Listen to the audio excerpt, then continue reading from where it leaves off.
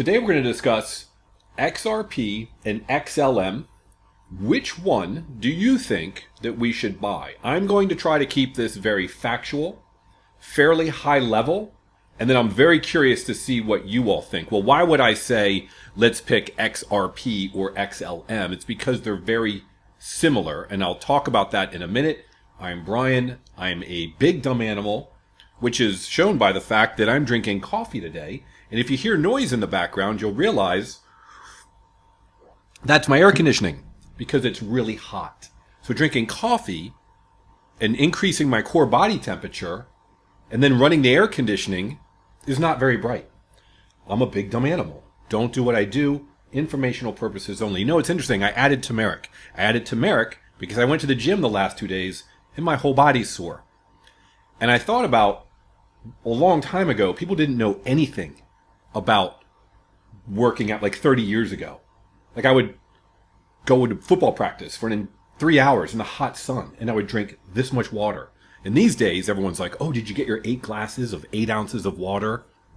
What? No. And if I was in pain, you know what would happen? I wouldn't say, oh, should I put ice on it? Should I have some turmeric? Should I do this? Should I do that? I would say to my parents, like, hey, I don't feel so well. I was out in the sun for 4 or 5 hours. You know what they would do to solve that problem? They'd say something like, well, maybe you should go to bed early. And I was like, nope, I feel fine. That's how you solve all problems. If you have kids, that's what you do.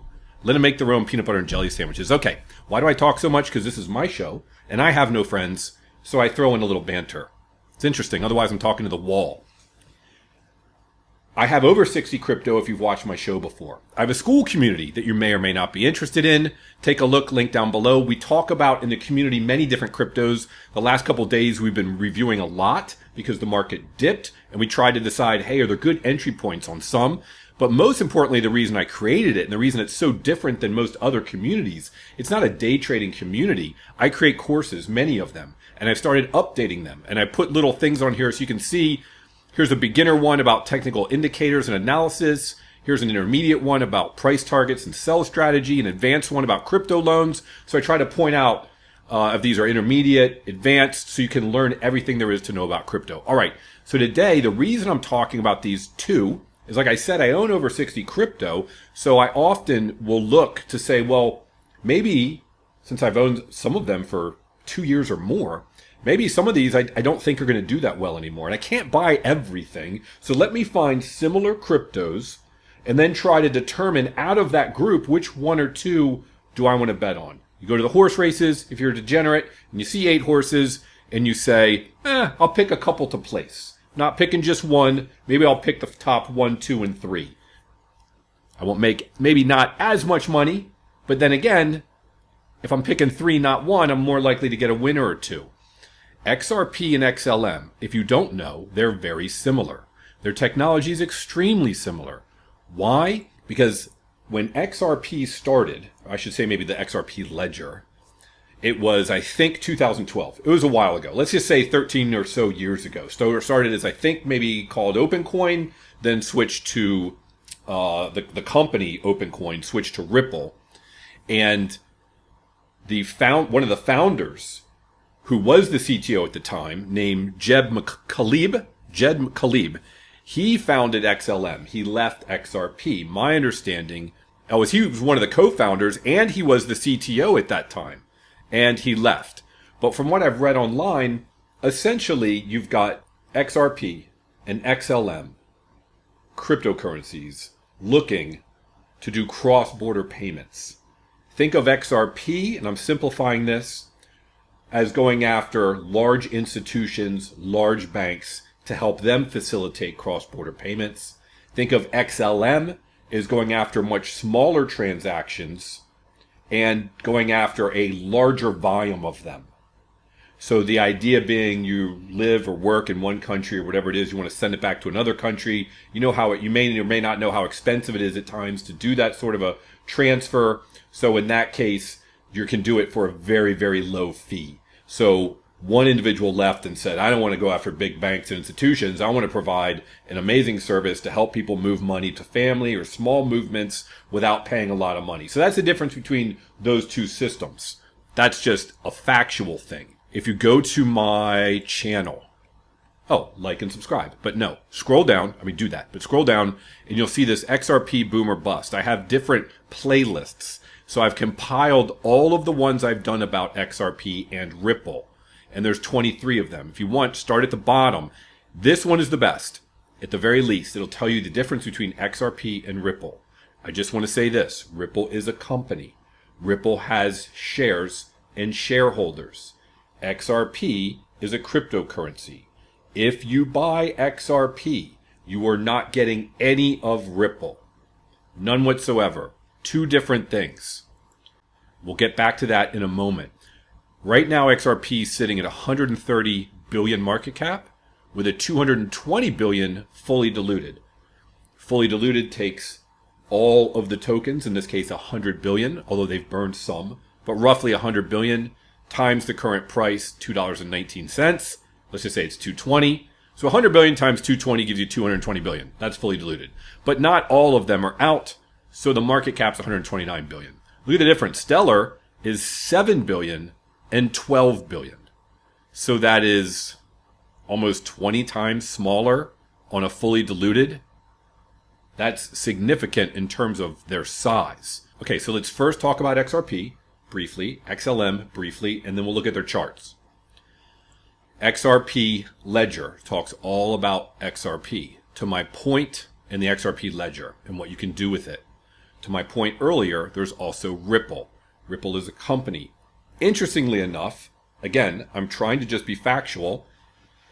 Go to the Ripple page, scroll down. They talk about Ripple Payments, which is their cross-border payment solution, custody and stablecoin solutions. So they basically, Ripple says they've got these three solutions, cross-border payments, custody to help you, if you're a company or whatnot, hold the coins and whatnot for you securely. And then the last thing they talk about is their stablecoin solutions, because they have Ripple RLUSD stablecoin, which, as I have often said, it can, for a fact, be used for cross-border payments. They don't have to use XRP. To that point, nothing on the Ripple homepage. Ripple Payments, Ripple Custody, Ripple USD. Go click around yourself. XRP is not on the homepage anywhere. Go to Solutions. Go to Payment Solutions. That's where you should see XRP. Scroll down, look around. Nothing about XRP. They do actually talk about sending payments, and they use the word stablecoins, which is RLUSD. Now, if they say crypto somewhere, they could be alluding to XRP. But again, they talk about stablecoins for accepting payments. They talk about stablecoins for settling payments. And digital assets. Assets. Could be XRP, but again, they don't mention XRP anywhere. That's just something that bothers me because of the way that some people, particularly on social media, talk about XRP and Ripple, and they interchange them. I want you to know, if you're watching this, they are different. Ripple, private company. XRP, cryptocurrency. Ripple can make money and continue on their mission without ever using XRP if they wanted to. Ripple also has and holds XRP on their balance sheet. That's one of the reasons they've had this lawsuit that the SEC brought against them. It goes into more detail, but essentially every month they can sell up to $1 billion. They don't have to. They can put some back in the escrow, but they can sell some. So if it's at $2, meaning the price of XRP, and they sell $1 billion of it in a month, they can make $2 billion and cover their expenses. What they do with it, don't really know. But the main reason XRP started was this right here, cross-border payments. Another video I've got, it might be in Ripple Explained or a different one, but I go into great detail about the current cross-border payment system, the Nostro Vostro payments. Essentially, you almost need to have, and in many cases you do, twice as many assets as you're sending. It's very difficult. People talk about SWIFT, how it works. You'll hear people say, well, XRP is going to wipe out SWIFT. No, it's not. SWIFT is going to compete just like everyone else. There's a lot of money in cross-border payments, and there's a lot of people like Visa and MasterCard and others that want in on this space. And it may come down to just stablecoins. So the future of XRP, we don't really know. Now let's move on to Stellar. Stellar is where it says where blockchain meets the real world. This is their homepage. You can read about how they work, but I wanted to point out, if you go under their real use cases, global payments that settle instantly. Here's what's interesting. Global payments 24/7, 365. Okay, all crypto is 24/7, 365. But harness the versatility of cross-border payments. Payroll, remittances, invoice suppliers, all sorts of things. Fast, low transaction costs. Here's where it's interesting. And they say they have a payment rails to access over 450,000 global cash to crypto on and off ramp locations. That's the key. What is that? Well, and they actually call it, they say that deliver affordable and fast last mile payments. I love that they use the term last mile. Why? Because years ago, I actually helped this company and they were laying fiber optic cable. So the reason they call it last mile is this. There was a time when you had dial-up modems and all this other stuff, but you could go out and you would have to get the rights to put, let's say, fiber optic cable in a certain city. And you'd have to get the rights to go under a bridge or through a sewer or whatever it was to get cable laid all throughout the city. But then what they called the last mile was going from that cable that's, let's say, out underneath the road, so to speak, or out in the ground. That's great. But if the building with 1,000 employees is 50 feet from that cable, that's not helpful until you run from that cable to that building. That's what they would call the last mile. So great, you can move internet, data, traffic, whatever, all around the city, but it's not helpful if you don't have that last mile part to get to the people.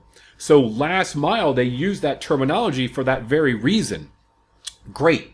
You can send XLM back and forth to wallets all over the world. Wonderful. But what they're trying to do is I get paid at my job, for example, under payroll, or I just want to send money back to my family. I got my cash.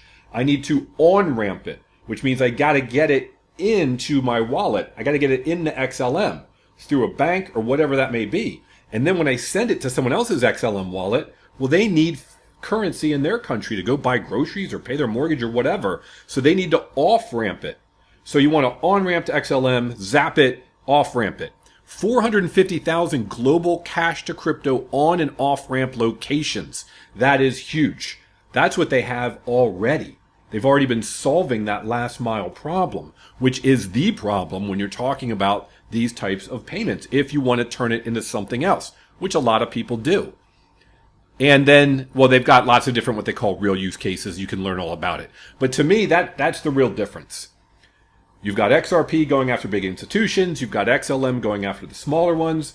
By the way, I have never seen any information about the number of transactions in a week, a month, a quarter, or a year that XRP has done for big banks. Every now and then they'll throw around a number, but we don't know because they don't let that information out.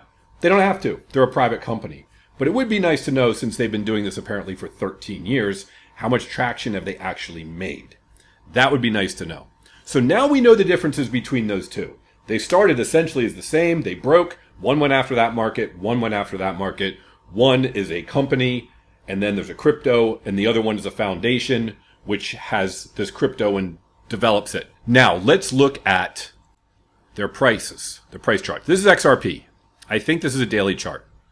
And XRP, if you scroll back here, all the way back to like 2017, it's not showing here, but it was a little lower. And then the last run up around 21, it got up to like, maybe it peaked around $1.80 or so. But what we really care about is most recently, before November and December, it was around 50 cents or a little cheaper. It ran all the way up here to like $3.30. I'm always transparent. Yes, I bought some around 50 cents, and yes, I sold it around $3. And no, I don't hold it anymore. That's XRP. Might I in the future? I don't know. Let's look at two different things. Here's one. This is the volume, OBV. I've got a course on that. I did a video on it the other day. You can see this is buying pressure. And it went up as well it should when things take off. This was a huge sell off there. Even though the price didn't move down much, that was a lot of selling pressure. But here it is during this time period where it's essentially been coming down. It's currently at $2.20. If you scroll back, so you move some of the data points off, you get a better idea of the selling pressure. It's pretty much just sideways, even though it's been coming down. As we go back, even more, you can see it's more of a downward trajectory. You want to see, because volume precedes price, that this is going up And then that would tend to help when you're trying to determine whether or not it's going to push to the upside. If we look at volume at particular prices, the biggest one is $2.17. And it's gotten, looks like it's getting through that. It'd be nice to see it get through it and then probably test it. And then it's less and less and less. You got a shelf up here, not too much, all the way to $3.40, which I guess is its all-time high, I believe. And then where it goes from there, who knows? All right, that's XRP. Just looking at a couple indicators. Also, if you wanted to, because of the way this pattern looks, we could use Fibonacci, the extensions here. If we do it with open, close, not the best right there, but so that would show us that, you know, there's usually a lot of sell-off around the 1, which is around 2.7, and then you've got some more around the 1.6, so not surprising. Okay, now let's go over to XLM. XLM, if we go back 2017 or so, it peaked around 34 cents. Not that these prices matter, they're so old. 78 cents, the last run up. What is interesting to me, if looking at OBV over this long period of time, you had this run up to 80 cents and this run down to somewhere around 6 cents. Yet look at the OBV staying up here for quite a while. Okay, let's keep going. Let's look at it where it is now. Just like XRP, it had a run up because both are US companies. In November, December, a lot of the US company cryptos were pumping. And this one shot up to around, I don't know, over 60 cents, like 60, 65 cents or something. Now, if we do the same thing we did on the other chart, let's start with just scrolling back to get a better idea of this downward motion in price. What happened to OBV? You can already see it's going up. Wow. As we get rid of this run up here, try to get some better data points, look at that difference in OBV. It's just going up. That's buying pressure. Just looking at that indicator, you would say buying pressure means it's going to break to the upside. Look at that OBV on XLM and look at that OBV on XRP. Very different. Now, this was actually some fib lines I drew when it had this bottom and this top. And it's come back and tested that 100% line. These aren't drawn perfectly, but close. And there is a lot of chop in here, a lot of pressure. You know, that is resistance until it becomes support. It needs to get through 61850. That looks like it's at the 3.8. Okay. But the biggest one is up here around 0.43. So that's going to be some resistance, meaning there could be a lot of sideways chop in here. Where it goes after that, once it gets through, sky's the limit. Now, if we just look at the fact that they both ran up at the same time frame, so let's compare those two things. Right now, it's at 2.18. If it went back up to its earlier run-up of 3.4, you got about $1. That's like a 50% gain. If XLM, going back to its run-up of, let's just say 60 cents, and it's at 24 cents, you've got like a 2.5x gain, like a 250% gain. Way different looking at those two things. Personally, if it were me, I would purchase, if I could only pick one of the two, I would purchase XLM at the moment over XRP. That's just me. What do you think? Love to hear down below. Have a great day. Hope it was helpful. Hope we can all make generational wealth together with crypto. Thanks for watching.